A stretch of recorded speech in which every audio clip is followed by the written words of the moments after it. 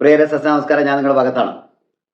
കേരളത്തിലെ മഹാമാഘ മഹോത്സവത്തോടനുബന്ധിച്ച് മലപ്പുറം ജില്ലയിലെ തിരുനാവായയിലെ ത്രിമൂർത്തി സംഗമത്തിലെ മഹാകുംഭമേള നടക്കുകയാണല്ലോ.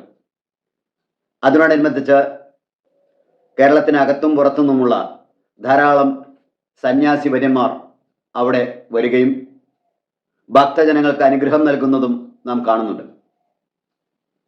ഭാരതീയ പുരാണങ്ങളിലും സ്മൃതികളിലും വിശിഷ്യ സന്യാസ ഉപനിഷത്തുകളിൽ സന്യാസിമാരെ അവരുടെ ആത്മീയ വളർച്ചയ്ക്കും ജീവിത രീതിക്കും വേണ്ടി അടിസ്ഥാനത്തിൽ പ്രധാനമായും 6 വിഭാഗങ്ങളായി തരംതിരിച്ചിട്ടുണ്ട്.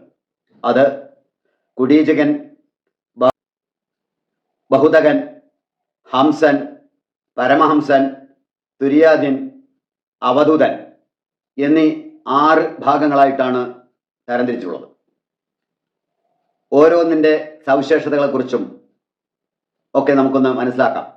ആദ്യമായി കുടീചകനെ കുറിച്ച് പറയാം. സന്യാസം സ്വീകരിച്ചെങ്കിലും ഒരിടത്ത് തന്നെ സാധാരണ അവനവൻ്റെ വീട് തന്നെ തിരഞ്ഞെടുക്കുന്ന അല്ലെങ്കിൽ താമസിച്ച് തൻ്റെ കർമ്മപദം മുന്നോട്ട് കൊണ്ടുപോകുന്ന ഒരു വിഭാഗമാണ് കുടീചകൻ എന്ന് ഉദ്ദേശിക്കുന്നത്. ഇവർ സ്വന്തം ബന്ധുക്കളിൽ നിന്ന് ഭക്ഷണം സ്വീകരിക്കും, സഹായങ്ങൾ സ്വീകരിക്കും. അതല്ല എന്നുണ്ടെങ്കിൽ താൻ ജനിച്ച വളർന്ന പ്രദേശങ്ങളിൽ നിന്ന് സഹായ ഹസ്തങ്ങൾ സ്വീകരിക്കും. രണ്ടാമത് ബഹുതകൻ. ഇവർ ഒരിടത്ത് സ്ഥിരമായി നിൽക്കാതെ പുണ്യതീർത്ഥങ്ങൾ സഞ്ചരിച്ചു കൊണ്ടേയിരിക്കും.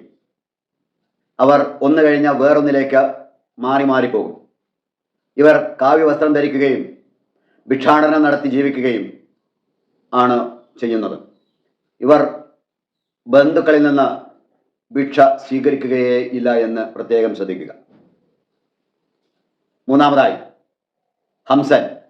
ആത്മീയമായി കൂടുതൽ ഉയർന്ന തലത്തിലുള്ള വ്യക്തിത്വങ്ങളാണ് ഈ ഹംസന്മാർ എന്നതുകൊണ്ട് ഉദ്ദേശിക്കുന്നത്. ഇവർക്ക് പ്രത്യേക വീടോ താമസ സ്ഥലമോ ഉണ്ടാവാൻ തരമില്ല. ഒരു രാത്രിയിൽ കൂടുതൽ ഒരിടത്ത് താമസിക്കാതെ ഇവർ യാത്ര ചെയ്തുകൊണ്ടേയിരിക്കും. തത്വചിന്തകൾ, പ്രത്യേകിച്ച് ഫിലോസഫികളിൽ ഇവർ കൂടുതൽ താല്പര്യം കാണിക്കുന്നു വിഭാഗമാണ് എന്ന് പ്രത്യേകം ശ്രദ്ധിക്കുക. പരമഹംസൻ. ലാഭമോ മോഹമോ ഇല്ലാതെ അത്തരത്തിലുള്ള അവസ്ഥയെത്തിയ സന്യാസി വിഭാഗത്തെയാണ് പരമഹംസൻ എന്നതുകൊണ്ട് ഉദ്ദേശിക്കുന്നത്. നമുക്ക് ഒക്കെ അറിയാവുന്ന, എല്ലാവരും സുപരിചിതമായ ഒരാളാണ് സ്വാമി വിവേകാനന്ദൻ്റെ ഗുരു രാമകൃഷ്ണ പരമഹംസർ എന്നുള്ളത്. ഇവർക്ക് പ്രത്യേകമായ ചിഹ്നങ്ങളോ വേഷവിധാനങ്ങളോ ഇവർ ധരിക്കാറില്ല, അത് പ്രത്യേകമായി പ്രകടിപ്പിക്കാറില്ല. പലപ്പോഴും ബ്രഹ്മചിന്തയിൽ മുഴുകി അവർ അവരുടേതായ സ്വയം ലോകത്തേക്ക് ഉൾവഴിഞ്ഞു നിൽക്കുന്ന ഒരു വ്യക്തിത്വങ്ങളായിരിക്കും ഇവർ. ശീതോഷ്ണ സുഖദുഃഖങ്ങളിൽ ഇവർ സമതുല്യം കാണുന്നു എന്നുള്ളത് പ്രത്യേകതയാണ്. അഞ്ചാമതായി തുര്യാതീതൻ.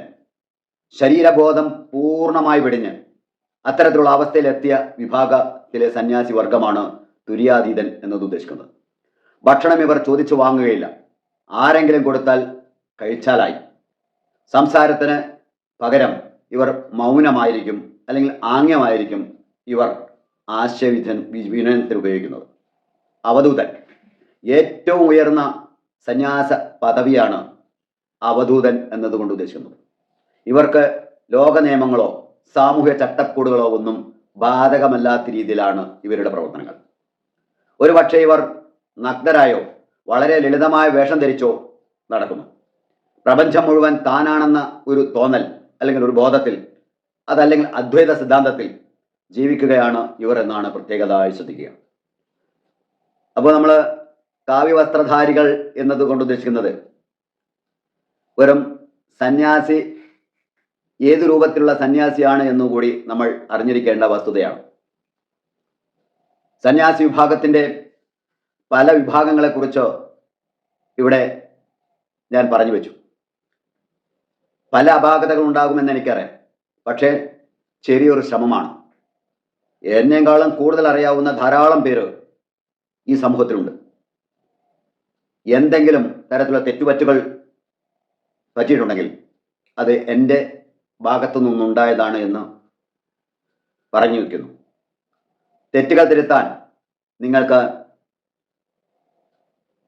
അടിയിലെ കമൻറ്റ് ബോക്സിൽ എഴുതി തരാവുന്നതാണ്. മറ്റുള്ളവർക്ക് ആ തെറ്റുകൾ ചൂണ്ടിക്കാണിക്കാവുന്നതാണ്. കൂടുതൽ വീഡിയോകളുമായി വീണ്ടും ഒരു സമയത്തിന് കാത്തിരിക്കുക. നിങ്ങൾക്ക് ഈ വീഡിയോ പ്രചരിപ്പിക്കാൻ താല്പര്യമുണ്ടെങ്കിൽ ഷെയർ ചെയ്യാം. വാട്സപ്പ് ഗ്രൂപ്പുകളിലേക്കും നിങ്ങളുടെ ഫേസ്ബുക്കും ഇൻസ്റ്റാഗ്രാമിലുമൊക്കെ. ഇതുവരെ കേട്ടിരുന്നവർക്ക് നന്ദി, നമസ്കാരം.